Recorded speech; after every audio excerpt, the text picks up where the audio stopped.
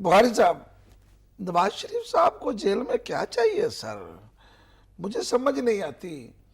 Jail ہے، jail گھر نہیں ہے. آپ جیل میں گھر کیوں بنانا چاہتے ہیں؟ اور اگر ایک عام قیدی جس کو سزا ملتی ہے وہ جس ماحول میں رہ رہا ہے، تو آپ آج وہاں رہتے ہوئے کیوں گھبرا رہے ہیں؟ آپ اس کے حالات بہتر کر دیتے تاکہ جو بھی وہاں جائے بہتر حالات میں رہتا. جی سر. یہ جو آپ نے اپنی گفتگو کے آخر میں کہا ہے، یہ تو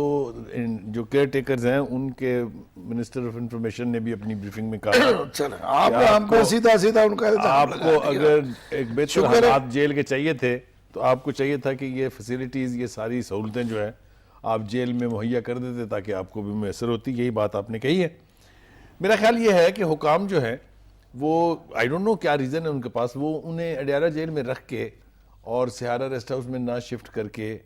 خود ان کو موقع فراہم کر رہے ہیں کہ وہ وہاں ہیروئن بن جائیں. آپ دیکھیے خبریں کیا نکل رہی ہیں وہاں سے کہ جی مریم جو ہے وہ تو منڈیلا کی لائف ہسٹری پڑھ رہی ہیں عام قیدیوں کے ساتھ مل کے،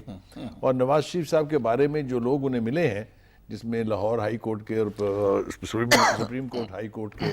رہنما شامل تھے، انہوں نے آ کے خود واویلا مچایا کہ حالات وہاں ٹھیک نہیں ہیں، بہت برے حالات میں انہیں رکھا جا رہا ہے.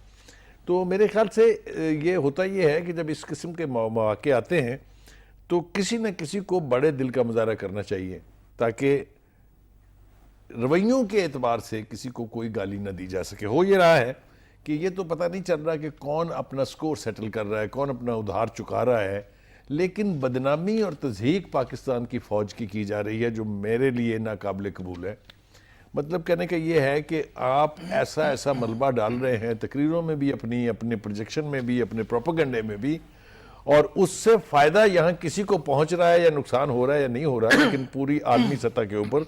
پاکستان کی افواج کے بارے میں مختلف قسم کے کامنٹس، مختلف قسم کی تحریریں جو ہیں وہ دیکھنے میں آ رہی ہیں، جو میں سمجھتا ہوں کہ پاکستان کی فوج کے ساتھ جو